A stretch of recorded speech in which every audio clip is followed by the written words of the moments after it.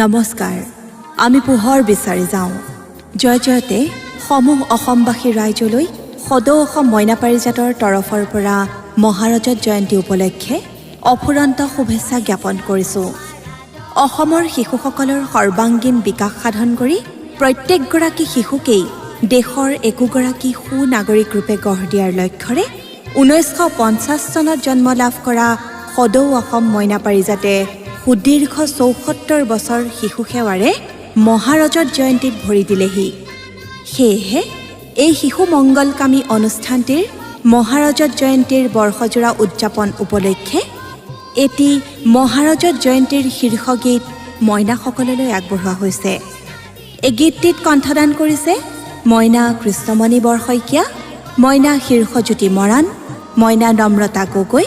আৰু মইনা ফ্লোৰিন বৰুৱাই শিশু ভাস্কৰ হেমন্তৰাজ মৰাণৰ কথা সুৰ আৰু পৰিচালনাত গীতটি সংগীতেৰে সজাইছে পৰাগ বৰাই।